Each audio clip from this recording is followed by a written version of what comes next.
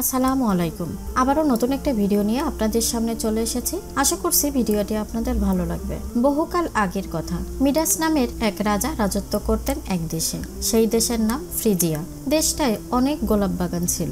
সেসব বাগানে ফুটতো চমৎকার সব গোলাপ। সেসব ফুল যেমন ছিল দেখতে, তেমনি ছিল তাদের মন মাতানো ঘ্রাণ। তাই লোকে বলতো ফ্রিজিয়া হলো গোলাপের দেশ।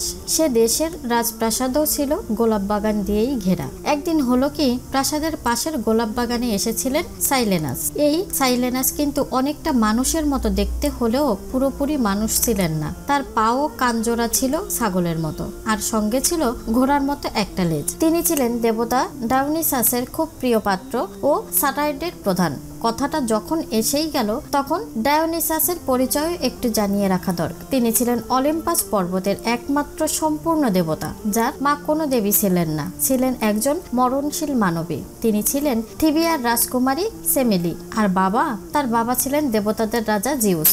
তো সেই সাইলেনাসের বয়স হয়েছিল অনেক। একদিন দেবতাপুরী থেকে বেরিয়ে ঘুরতে ঘুরতে তিনি এসে পড়েছিলেন রাজা মিডাসের গোলাপ বাগানে। সেখানে তিনি ঘুম জড়ানো চোখে পড়েছিলেন।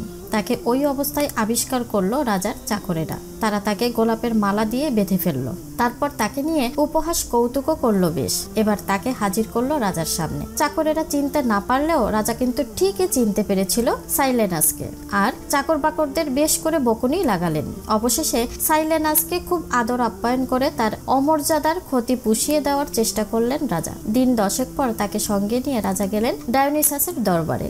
দেবতা তো সাইলেনাসকে ফিরে পেয়ে খুব খুশি হলেন। আনন্দে আত্মহারা হয়ে তিনি রাজাকে বললেন, তিনি যা চাইবেন সে বরই দেওয়া হবে তাকে। এখানে একটা কথা বলে রাখি, রাজার ছিল দুটি বড় দোষ। এক, তিনি ছিলেন একটু লোভী ধরনের মানুষ। 2, তার বুদ্ধি জ্ঞান অন্য রাজাদের চেয়ে কম ছিল।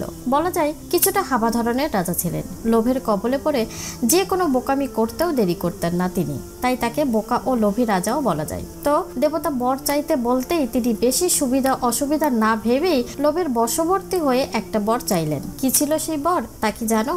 সেই প্রার্থনা করা বর ছিল তিনি যা ছোবেন তা সঙ্গে সঙ্গেই শোনা হয়ে যাবে। রাজা যখন এই বর চাইলেন, তখন তিনি মোটেও ভাবলেন না যে বরটি পেয়ে গেলে কি ফল হতে পারে। কিন্তু দেবতা বুঝেছিলেন, তাই তিনি আবার রাজাকে জিজ্ঞেস করলেন যে তিনি আসলেই এই বর চাইছেন কিনা।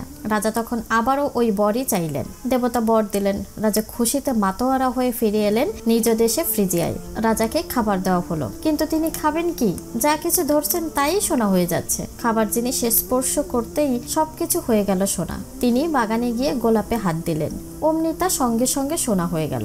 এমন সময় তার মেয়ে এগিয়ে এলো। ততক্ষণে তিনি বুঝে গেছেন যে মেয়েকে স্পর্শ করলে তার পরিণতি কি হতে পারে। তাই মেয়েকে কাছে আসতে বারণ করতে চাইলেন, কিন্তু সে সুযোগ তিনি আর পেলেন কোথায়। নানা করতে করতেই মেয়ের গায়ে লেগে গেল তার হাতের ছোঁয়া। আর কি, সঙ্গে সঙ্গেই নিজের আদরের মেয়েটা জলজান্ত সোনার মূর্তি হয়ে স্থির হয়ে দাঁড়িয়ে পড়লো তার সামনে। হাই হাই করে উঠলেন রাজা। তিনি তখন ভাবলেন, চুলোই যাক সব বর। রাজত্ব রাজ্য সবকিছু ছেড়ে ছুড়ে দিয়ে ছুটলেন তিনি ডায়োনিসাসের কাছে। দেবতাকে তিনি হাত জোর করে মিনতি জানালেন, চাই না এই বর, আমায় আগের অবস্থায় ফিরিয়ে দিন। দেবতা তখন মুচকি হেসে বললেন, বেশ, বর ফিরিয়ে নেওয়া যাবে, তবে তোমাকে এজন্য একটা কাজ করতে হবে। তুমি প্যাকটোনাস নদীর পাড়ে চলে যাও। সেখানে গিয়ে যদি স্নান করতে পারো তাহলেই তোমার এ বর চলে যাবে। রাজা তো তখন উন্মাদ প্রায়। রাজা ছুটলেন প্যাকটোনাসের দিকে। সেখানে দিলেন ডুব। অমনি তার বর ফিরিয়ে নিলেন দেবতা, আর রাজাও ফিরে পেলেন তার মেয়েকে। সেই থেকে প্যাকটোনাস নদী তীরের বালুতে সোনা পাওয়া যায়।